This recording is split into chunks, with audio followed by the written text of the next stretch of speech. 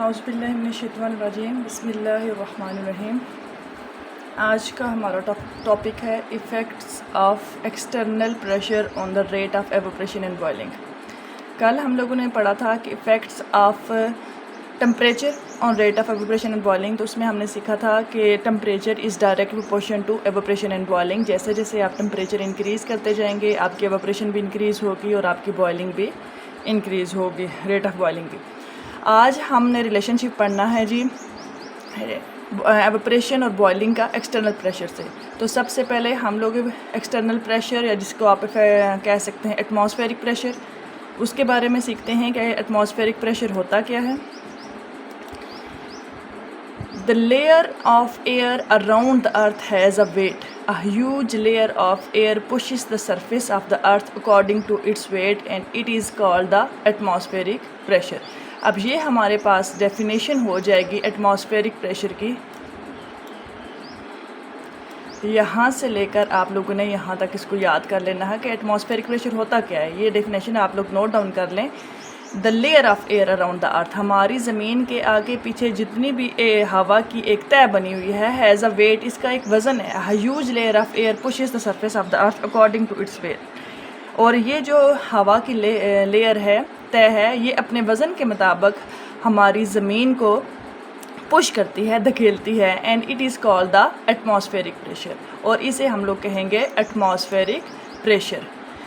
अब atmospheric pressure को अगर आप लोग देखें कि ये हमारी ज़मीन की मुख्तलिफ़ तहों को कैसे से असरअंदाज करती है, तो ये आप लोगों ने मुख्तलिफ़ तहें पढ़ी होंगी, ट्रोपोस्फेयर, स्ट्रीटोस्फेयर, मीज़ोस्फेयर, थर्मोस्फेयर एंड एक्सोस्फेयर। ये हमारे पास हवा की लहरें हैं जिन्होंने हमारे ज़मीन को घेरा हुआ है। तो अब हवा का प्रेशर इन सब में होता है, और सबसे ज़्यादा जो हमारे पास हवा का प्रेशर होगा वो होगा ट्रोपोस्फेयर में। और जैसे जैसे हम लोग मूव करते जाएंगे ऊपर, तो ये हमारे पास प्रेशर कम होता जाएगा। अब यहाँ हमारे पास सबसे ज़्यादा प्रेशर है। अब यहाँ स्ट्रेटोस्फेयर में जाएंगे तो ट्रोपोस्फेयर की निस्बत कम होगा। अब यही वजह है कि हमारे पास जो हवा का प्रेशर है वो सी लेवल पे ज़्यादा होता है as compare to hills, as compare to mountains. सतह समंदर पे अगर हम लोग पानी को बॉयल करेंगे तो वो हमारे पास 100 डिग्री सेंटीग्रेड पे पानी बॉयल होता है। लेकिन अगर उसी पानी को अगर आप लोग माउंट एवरेस्ट पे जाके बॉयल करेंगे तो वहाँ हमारे पास प्रेशर कम होता है, तो वहाँ हमारे पास बॉइलिंग हो जाएगी 70 डिग्री सेंटीग्रेड पे। अब इसी पॉइंट को हम लोग पढ़ते हैं, हमारी केमिस्ट्री में इन्होंने कैसे दिया हुआ है। Rate of both evaporation and boiling are affected by the variation in the external pressure to which liquid is subjected. Rate of evaporation और बॉइलिंग दोनों हमारे पास असरअंदाज होते हैं जब आप एक्सटर्नल प्रेशर को चेंज करेंगे। Rate of evaporation tend to increase by decrease in external pressure and vice versa. अब हमारे पास यहाँ जो आ गई है इन्वर्स प्रोपोर्शन आ गया है। इन्वर्स प्रोपोर्शन कैसे आ गया है कि यहाँ आप लोगों ने जब हम लोगों ने टेम्परेचर का पढ़ा था, तो टेम्परेचर में हमारे पास डायरेक्ट प्रोपोर्शन था कि उसमें जैसे जैसे टेम्परेचर को इंक्रीज़ करेंगे तो हमारे पास एवोपरेशन और बॉइलिंग भी इंक्रीज़ होगी। लेकिन अब प्रेशर, और अगर आप एवोपरेशन का रेट देखें तो pressure is inversely proportion to evaporation. आप इसको ऐसे लिख सकते हैं, रेट ऑफ एवोपरेशन। जैसे जैसे प्रेशर बढ़ता जाएगा एवोपरेशन हमारी कम होती जाएगी, और जैसे जैसे प्रेशर हमारा डिक्रीज़ होगा एवोपरेशन हमारी इंक्रीज़ होगी। Rate of evaporation tend to increase by the decrease in external pressure and vice versa. If a liquid is in an open container, most of the molecules that escape into the vapors phase will not turn to a liquid phase. Daily life से इन्होंने example दी है कि अगर आप किसी pot में, किसी beaker में, किसी आप इवन के देगचे में अगर आप पानी को बॉयल कर रहे हैं, उसके ऊपर आप लोगों ने कोई ढक्कन नहीं दिया, तो जितने भी मॉलिक्यूल्स एस्केप कर रहे हैं वेपर फॉर्म में, they will not turn to a liquid phase, वो दोबारा लिक्विड फेज में नहीं आएंगे। जो एक दफ़ा पॉट से निकल गया वेपर्स बन के गैशियस फॉर्म में हमारे, वो एटमॉस्फेयर का हिस्सा बन जाएगा, वो हमारे पास दोबारा लिक्विड फॉर्म में नहीं आएगा। Instead they will diffuse through the atmosphere away from the container, बल्कि वो क्या करेगा, हमारे कंटेनर से स्केप कर जाएगा और हमारे एटमॉस्फेयर का हिस्सा बन जाएगा in the form of vapours. Increase the external pressure will force these molecules to turn back to a liquid surface, making evaporation difficult.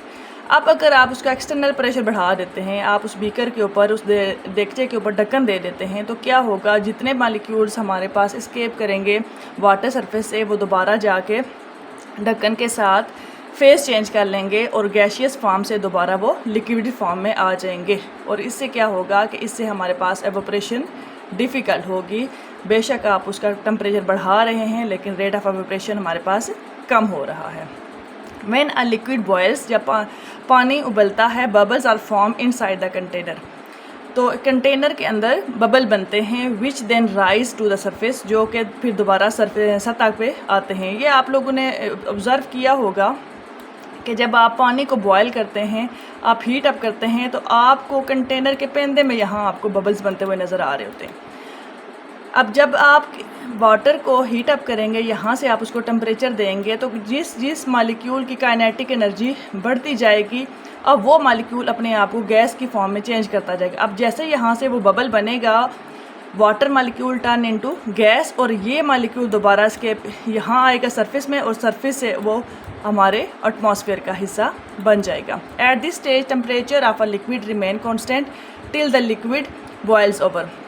Again हमारे पास वही आ जाती है heating and cooling curve. Heating and cooling curve में जब हम लोगों ने देखा था, यहाँ देखें आप, जब हम लोगों ने फेस चेंज किया था, ये हमारे पास आ गई है ये स्टेज। ये जो हमारे पास फ्लैट लाइन है D to E, ये हमारे पास इंडिकेट कर रही है कि ये liquid is turning into gas. अब आप इसको एक्सटर्नल एनर्जी दे रहे हैं, आप इसको हीट अप कर रहे हैं, लेकिन इसका टेम्परेचर इंक्रीज़ नहीं हो रहा। ये फ्लैट लाइन इंडिकेट कर रही है कि ये जितनी भी आप इसको एनर्जी दे रहे हैं वो यूटिलाइज़ हो रही है फेस चेंज में। फेस चेंज अच्छा, ये हमारे पास temperature, this temperature is called the boiling point. इसको हम लोग कहेंगे बॉइलिंग पॉइंट, इस टेम्परेचर को। If you measure the boiling point of water at Karachi, it will be 100 Celsius. However, if you will measure this boiling point at Murree, it will be 98 degrees centigrade. The atmospheric pressure at Murree is lower than in Karachi, so we find that the boiling point has decreased at lower atmospheric pressure. ये वही बात जो हम लोगों ने सबसे पहले discuss की थी। हमारे पास अगर आप यहाँ आ जाएं ट्रोपोस्फेयर में, तो अब ट्रोपोस्फेयर में हमारे पास प्रेशर सबसे ज़्यादा होता है, और कराची का एटमॉस्फेरिक प्रेशर ज़्यादा क्यों है? क्योंकि कराची हमारे पास सी लेवल पे है। जैसे जैसे आप पहाड़ी इलाके की तरफ आ जाएंगे, जैसे इन्होंने मरी की एग्जांपल दी है, तो मरी में हमारे पास टेम्परेचर 98 हो जाएगा। क्यों? क्योंकि जब हम लोग जैसे जैसे वी विल मूव अपवर्ड, अब यहाँ हमारे पास सी लेवल है, तो सी लेवल पे टेम्परेचर भी हमारे पास ज़्यादा है। तो यहाँ से जब हम लोग मूव करेंगे ऐसे ऊपर, तो पहाड़ी इलाके की तरफ, तो यहाँ हमारे पास हो जाएगा इसका temperature, boiling temperature 98 degree centigrade. और जैसे मैंने आपको पहले एग्जांपल दी थी कि अगर आप लोग चले जाएंगे माउंट एवरेस्ट पे, जो सबसे बुलंद हमारे पास चोटी है, पहाड़ी चोटी है, तो वहाँ हमारे पास टेम्परेचर राउंड अबाउट 60 या 69 या 70 आप कह सकते हैं। अगर राउंड फिगर में करें तो माउंट एवरेस्ट पे हमारे पास 70 डिग्री सेंटीग्रेड पे पानी बॉयल होना शुरू हो जाएगा। अब उसकी वजह क्या है? उसकी वजह यही है कि जैसे जैसे आप लोग नीचे वाली ज़मीन की सतह पे हैं, तो वहाँ आपका जो एक्सटर्नल प्रेशर हवा उसको दे रही है, वो बहुत ज़्यादा दे रही है। हवा बहुत ज़ोर के साथ अपना प्रेशर दे रही होती है। अब हमें वो फील क्यों नहीं हो रहा होता? क्योंकि वो हर हवा का जो प्रेशर होता है वो ऑल डायरेक्शन होता है। सपोज़ अगर आप लोगों का अगर बीकर पे हवा इधर से भी प्रेशर डाल रही है, वो इधर से भी प्रेशर डाल रही है, तो हमारे पास वो जो नेट फोर्स होती है वो हमारे पास ज़ीरो हो जाएगी। चारों साइडों से हमारे पास प्रेशर आ रहा है, तो चारों साइडों पे प्रेशर होने की वजह से हमारे पास नेट फोर्स ज़ीरो हो जाती है। लेकिन जैसे जैसे आप मूव अपवर्ड, कराची से आप मरी पे आए हैं, तो मरी पे हमारे पास टेम्परेचर 98 डिग्री सेंटीग्रेड हो गया है। और यहाँ से भी अगर हम लोग ऊपर चले जाएंगे, माउंट एवरेस्ट पे चले जाएंगे, तो वहाँ हमारे पास राउंड अबाउट 69 या 70 डिग्री सेंटीग्रेड पे पानी बॉयल होना शुरू हो जाएगा। तो ये आप लोगों ने पॉइंट याद करना है।